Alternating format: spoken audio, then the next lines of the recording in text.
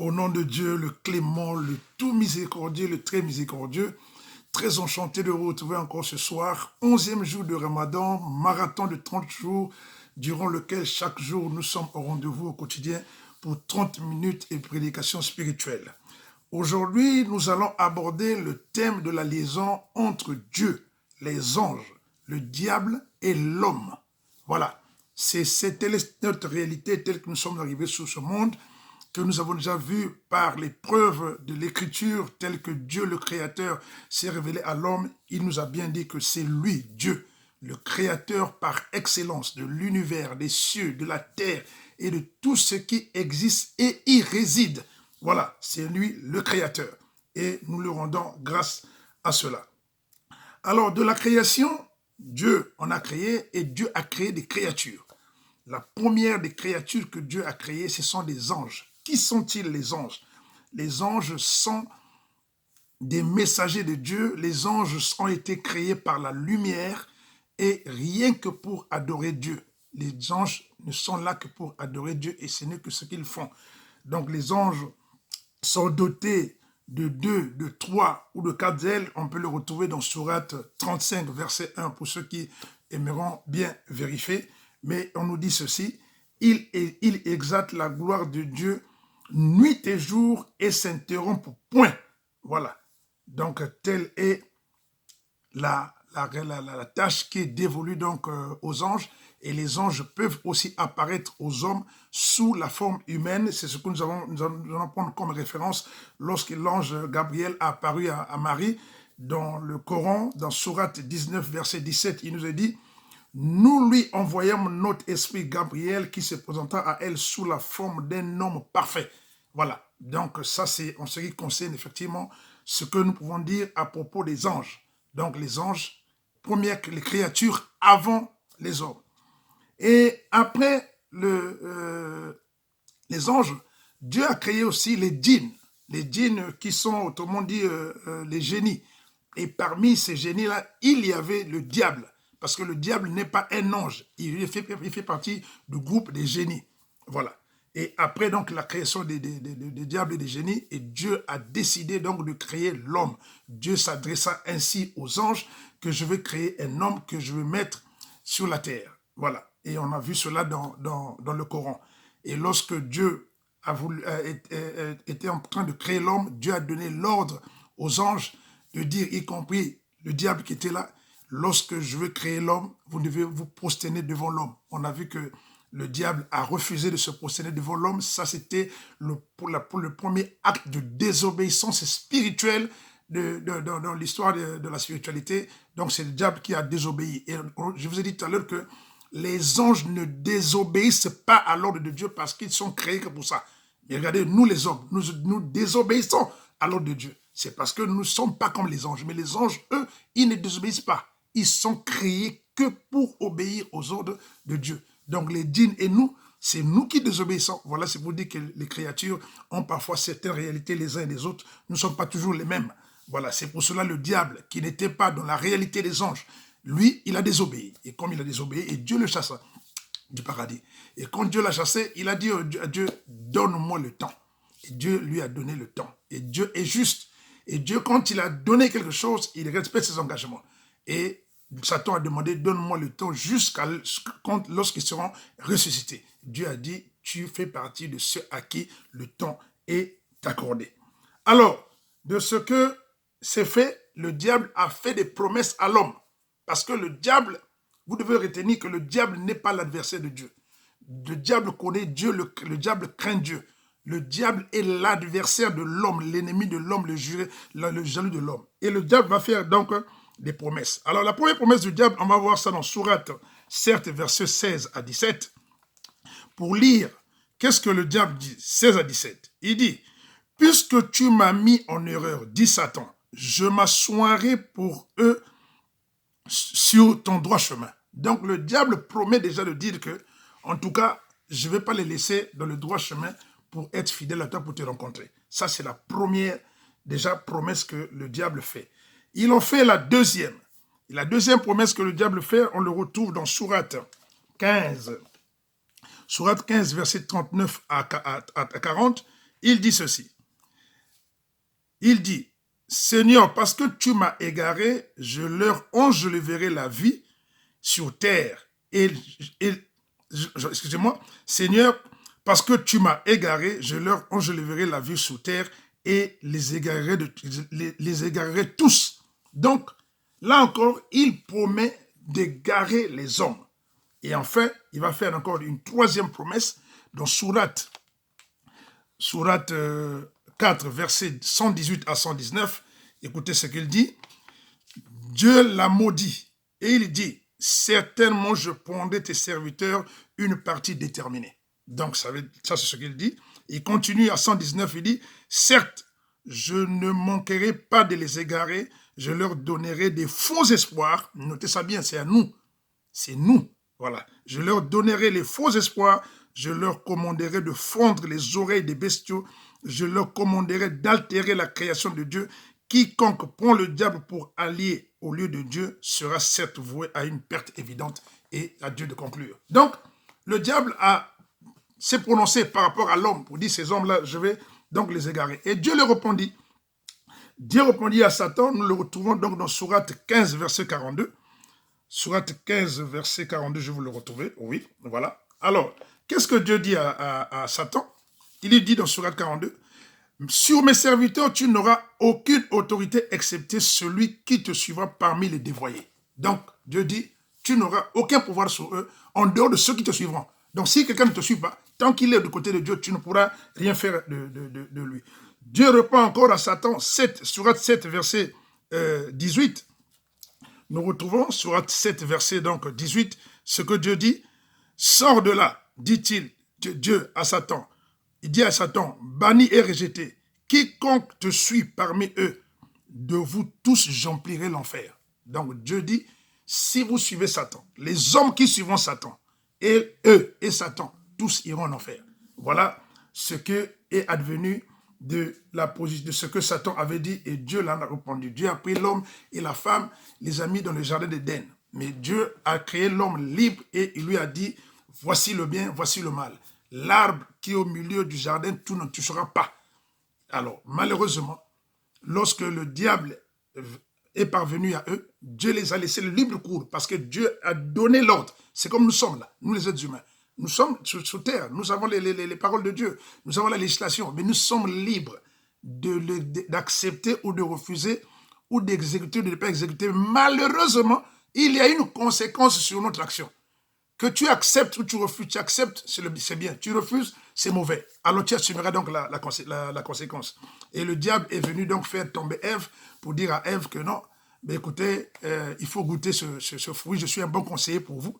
Et Ève a vu que le fruit là était bien, elle a goûté ce fruit, elle a fait manger aussi à Adam, et les deux sont tombés. On a déjà passé ces épreuves-là, vous avez toutes les épreuves, et c'est ainsi que Dieu a sanctionné tout le monde, y compris donc le diable, l'homme et la femme, et il nous a envoyés donc sur terre. Et pour que nous regagnions notre paradis, maintenant, il nous faut suivre les recommandations et les lois que Dieu, cette fois-ci, au lieu de s'adresser à nous directement, va s'adresser à ses messagers envoyés qu'il choisira parmi nous, qui ne seront pas ni des génies, ni des anges, moins encore lui qui quittera les cieux pour venir nous donner ses paroles, mais insemblables à nous. Donc, retenez que chaque fois que nous allons trouver parmi nous des messagers de Dieu, il faut les reconnaître comme des êtres humains que Dieu a envoyés pour nous.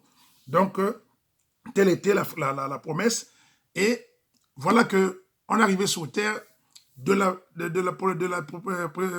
progéniture d'Adam. Il a commencé à avoir des grands désordres dans le monde. Le monde a été corrompu, des tueries, ainsi de suite. Et Dieu avait décidé donc de détruire ce monde. Mais malheureusement pour nous, qu'il y avait quand même un juste parmi ce monde-là. Il y avait Noé et sa famille. Et Dieu sauva Noé et sa famille. Et Dieu les a demandé de se mettre dans l'arche. Dieu a fait pleuvoir la pluie de 40 jours, 40 nuits. Il a détruit tout ce monde-là. Et il n'y a eu que le survivant que Noé et sa famille. Donc actuellement, nous devons comprendre que nous qui sommes là, nous sommes tous des descendants actuellement de Noé. Bien qu'on était descendants d'Adam et Ève, mais comme il y avait du désordre, tous les gens du désordre ont été détruits. Et le monde est reparti avec Noé. Reparti avec Noé, le monde s'est lancé encore dans le paganisme. Et c'est ainsi que Dieu va donc envoyer Abraham.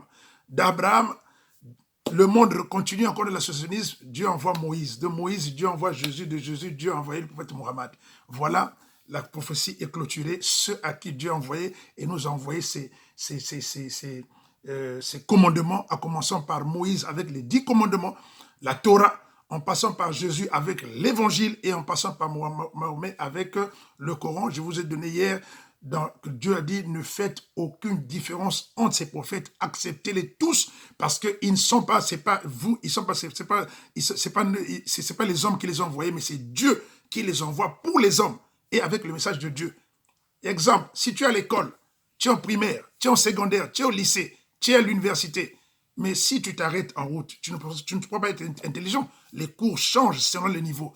Voilà. Et Dieu a bien voulu que ces messages soient séquentiels, venant les uns après les autres, mais l'homme doit être dans la religion de Dieu, qui est la religion de l'obéissance à la volonté de Dieu, qui consiste à accepter, à reconnaître et appliquer tout ce que Dieu a donné par des prophètes les uns après les autres. Alors, maintenant, l'homme a commencé à vivre dans son égarement, et c'est ainsi que Dieu posa la question à l'homme dans Sourate 21, verset 21, il dit, ont-ils pris des divinités terrestres qui peuvent ressusciter les morts? Dieu constata, mais attends, il se prend des divinités, et ces divinités-là peuvent ressusciter les morts. Malheureusement, non. Et dans Sourate 7, verset 191 à 192, nous allons voir que Dieu pose encore la question, ajoute-t-il des associés qui ne créent rien pour eux-mêmes, alors qu'ils sont créés, ces créatures-là, ces associés-là qui donnent à Dieu. Ils ne créent rien, et alors qu'eux-mêmes sont créés, et Dieu dit encore, qu'ils ne peuvent ni se secourir eux-mêmes, ni secourir leurs associés. Voyez-vous, c'est pour ça que je vous ai dit hier que Dieu disait même, Dieu a dit dans une des Écritures que si une mouche prend quelque chose à un faux Dieu, ce faux Dieu-là ne sera même pas capable de récupérer cette chose-là. Vous voyez un peu le niveau où Dieu montre que ces faux dieux-là, ce sont des gens qui vous trompent. Et puis derrière ces faux dieux, ce n'est que l'œuvre satanique. Vous devez comprendre une chose, comme on dit que quand on parle de faux dieux, on parle de fétiche, on parle de tout ce monde-là, il y a un animateur principal à ça qui s'appelle le diable. Voilà, parce qu'il a un pouvoir que Dieu lui a donné et le temps, c'est ce à quoi il est en train donc d'embrouiller le monde. Et on a commencé à voir dans le monde les hypocrites. Et qu'est-ce que Dieu dit des hypocrites? Nous allons voir. Alors, donc nous prenons Sourate 9, verset 68. Dieu dit ceci. Aux hypocrites, hommes et femmes, et aux incroyants, Dieu a promis le feu de l'enfer pour qu'ils y demeurent éternellement. C'est suffisant pour eux. Dieu les a maudits et pour eux, il y aura un châtiment permanent. Donc Dieu avertit déjà. Voilà, Dieu, il prend le temps, il parle, il est miséricordieux, mais il avertit. Après les hypocrites, Dieu parle aux associateurs. Sourate 9, versets 17 à 28, 17 et 28. Dans Sourate 9, 17, Dieu dit ceci. Il n'appartient pas aux associateurs de peupler les mosquées, autrement dit les lieux spirituels. Par mosquée, ici, il faut comprendre donc synagogue, église, mosquée, le monde de Dieu. Donc les associateurs. Il n'appartient pas aux associateurs de peupler les mosquées de Dieu. Alors qu'ils témoignent contre eux-mêmes leur mécréance. Voilà ceux dont les œuvres sont vaines et dans le feu, ils demeureront éternellement. Donc déjà, Dieu dit aux associateurs, attention, qu'il ne laissera pas ces associateurs-là sans conséquence. Et Dieu dit, oh vous qui croyez, les associateurs excusez-moi, oh vous qui, parce que c'est énorme ce que j'entends du ciel. Oh vous qui croyez, les associateurs ne sont qu'impureté, qui ne s'approchent plus donc de lieux de Dieu, de la mosquée, des synagogues, des églises sacrées, après cette année-ci. Et si vous redoutez une pénurie, Dieu vous enrichira, s'il veut, par sa grâce, car Dieu est omniscient et sage. Donc Dieu dit effectivement que les associateurs sont une impureté. C'est normal parce qu'ils associent à Dieu d'autres faux dieux, d'autres croyances. Ils sont avec le diable. Alors donc ils deviennent comme des virus contagieux. Ils risquent de contaminer ceux qui ont la pureté vis-à-vis de Dieu. Donc ce sont des gens, il faut vraiment s'écarter de tous ces gens qui sont dans ce monde-là. Ça c'est les recommandations de Dieu. Et Dieu promet qu'il y aura un rassemblement. Le rassemblement, Dieu le dit dans Sourate 6, verset 22. Que nous allons donc lire sourate, pardon, sourate 14, verset 22, excusez-moi, sourate 14, verset 22, Dieu dit ceci, quand tout sera accompli, quand tout sera accompli, le diable dira, je vais d'abord laisser ce verset de reniement, parce que ça c'est un verset trop fort de la fin, mais je vous retrouve d'abord la sourate 6, 22, qui est à partir de 8, sourate 6, 22, voilà. Sourate 6, 22, que Dieu nous dit, voilà. Et ce jour, et le jour où nous les rassemblerons tous, puis, le jour où nous les rassemblerons tous, puis diront à ceux qui auront donné les associés, où sont donc vos associés que vous prétendiez? Je répète. Et le jour où nous les rassemblerons tous, puis diront, donc on leur dira, à ceux qui auront donné des associés, où sont donc vos associés que vous prétendiez? Donc Dieu dit, il va les interroger, vous avez pris des associés pour donner à Dieu, vous êtes là aujourd'hui, où sont ces associés-là? Et malheureusement, ils vont vous régner, ils ne seront pas là avec vous. Et nous allons continuer pour voir que finalement, en conclusion, qu'est-ce qui se passe? Puisque déjà, ils vont vous renier. Mais quelque chose de super qui se trouve dans les déclarations, le même diable qui embrouille, qui distrait, qui sort les gens du chemin, qui amène le fétiche, qui amène l'incroyance, qui amène la magie, tout vis-à-vis de l'homme, avec un but d'égarer l'homme pour qu'il amène l'homme à l'enfer. Alors, mes chers frères et sœurs, écoutez la déclaration de Satan qui dit déjà qu'il va vous désavouer, et il l'a dit. Et sa déclaration, malgré qu'il nous a défiés, mais il a laissé sa déclaration pour qu'au jour dernier, il vous dira, je vous avais prévenu. Alors, nous sommes dans sourate 14, verset 22. Permettez que je le retrouve. Voilà, nous sommes là. Écoutez-le très bien. Je vais le lire tranquillement pour que vous vous rendiez compte que c'est vraiment pas quelqu'un à qui il faut faire confiance. Quand tout cela sera accompli, le diable dira, certes, Dieu vous avait fait une promesse véridique, tandis que moi, je vous ai fait une promesse que je n'ai pas tenue. Je n'avais aucune autorité sur vous, si ce n'est que je vous ai appelé et que vous m'avez répondu. Ne me faites donc pas des reproches, mais faites-en à vous-même. Je ne vous suis d'aucun secours et vous ne m'êtes d'aucun secours. Je vous renie. Je le lis calmement pour que vous écoutez. Il dit, je vous renie de m'avoir jadis associé à Dieu. Certes, un châtiment douloureux attend les injustes. Bon, maintenant, quand tu as entendu ça, alors que tu es dans le chemin gauche de Satan, magie, tu es dedans. Fétiche, tu es dedans. Marabout, tu es dedans. Tout ce qui n'est pas de Dieu, tu es dedans. Bon, maintenant, la force qui anime là-bas, c'est le diable. Parce que moi, je dis, le fétiche n'existe pas. Ça dit, quand on dit fétiche, c'est le diable en action. Voilà. Ça dit qu'il y a le fétiche, mais celui qui met le fétiche. C'est Dieu. Les croyants, ils demandent à Dieu, Dieu exauce. Vous allez demander au diable, le diable va exister dans vos fétiches, dans tout ce que vous faites ainsi de suite, dans l'incroyance. Mais malheureusement, il vous a dit, il le fait pour vous égarer, pour vous amener l'enfer. Je relis ce verset-là, c'est très important. Sourate 14, verset 22. Et quand tout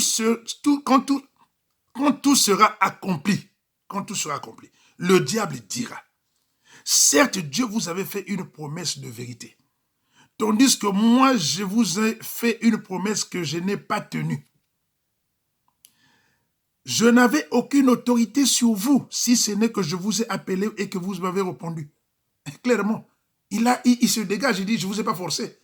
Est-ce que le diable est venu vous menotter? Est-ce que le diable est venu vous menacer? Non. Il t'a appelé, tu as accepté. Tu es libre d'accepter. C'est comme Ève. Le diable ne l'a pas forcé. Il est venu, il a dit, bon, écoutez, moi j'ai la théorie, je te donne la théorie, je suis un bon conseiller, tu me suis. Et il est tombé. Voilà. Ne me faites donc pas de reproches, mais faites-en à vous-même. Je ne vous suis d'aucun secours et vous m'êtes aussi d'aucun secours. Je vous renie de m'avoir associé à Dieu. Certes, un châtiment douloureux attend les injustes, y compris lui. Voilà. Vous avez compris que on ne doit pas suivre le diable. Il faut suivre Dieu. Dieu seul nous suffit en tout et pour tout. C'est ainsi que Dieu dit, en ce qui concerne le pardon, dans la sourate 4, verset 48, écoutez ce que dit, Dieu dit, sourate 4, verset 48, certes, Dieu ne pardonne pas qu'on lui donne des associés. C'est le seul péché au monde que Dieu ne pardonne pas. Dieu l'a dit. Tu vis dans ce monde, tu donnes à Dieu des associés. Tu meurs sur ce chemin. Sache que ta destinée est l'enfer. Il n'y a rien à faire. Et Dieu le dit. Je dis bien sourate 4, verset 48. Certes, Dieu ne pardonne pas qu'on lui donne des associés. À part cela, il pardonne à qui il veut, mais quiconque donne à Dieu des associés commet un énorme péché. Dieu a dit à les autres, il peut pardonner. Mais ça, non. On a entendu ou on n'a pas entendu? On fait le choix. C'est clair. Voilà. Donc, quand vous empruntez ce chemin-là, et puis, quand tu vas sur ce chemin, ça veut dire, qu'est-ce que tu veux dire à Dieu? Tu dis à Dieu, je vais chercher ce que Dieu ne peut pas te donner. On va clôturer avec donc la sourate 5, verset 56, qui nous dit quoi? C'est important.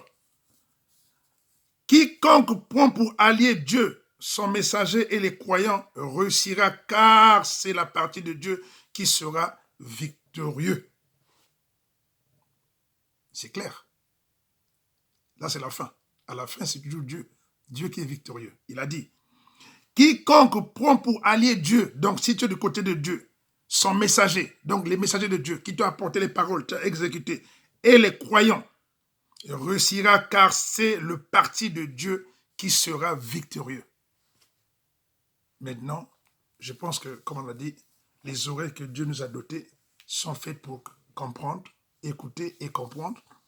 On a souvent dit, Dieu a dit, celui qui n'a pas entendu. On peut dire qu'il n'avait pas le message, c'était l'ignorant. Mais l'ignorance est interdite. La connaissance est recommandée à tout le monde. Il est demandé à tout un chacun d'aller apprendre la connaissance pour connaître, pour ne pas avoir des prétextes pour dire que tu arrives devant Dieu. Non, je n'avais pas le message. Tu as vécu sur terre, oui. Tu étais à l'école, oui. Tu sais lire, oui. Tu n'as pas entendu? Si. Tu ne sais pas lire, oui. On ne t'a pas dit? Si. Tu ne sais pas lire, tu n'étais pas dans les mosquées, dans les synagogues, dans les églises? Si. Bien alors. Donc, ça veut dire qu'il n'y a pas d'échappatoire et tu n'as pas de raison de ne pas savoir. Parce que le message-là est fait pour l'homme. Donc, l'homme doit se retrouver là pour que l'homme connaisse ce que Dieu a bien voulu pour lui. Voilà, j'ai insisté sur ce point. C'est parce que aujourd'hui nous sommes de ce monde, la turpitude est du diable. Et le diable, vous avez dit, il a fait les promesses. Il a dit, en tout cas, il est là pour nous embrouiller. Il est là pour nous empêcher d'aller au paradis. Il est là pour ne pas que nous soyons fidèles à Dieu. Il est là pour que nous soyons distraits. Il est là pour que, en tout cas, on termine avec lui à l'enfer parce que lui, il est homme de l'enfer. Il est créature pour l'enfer. Dieu ne l'a pas fait pour l'enfer, mais il a mérité son enfer parce que il a désobéi à la volonté de Dieu. Et quand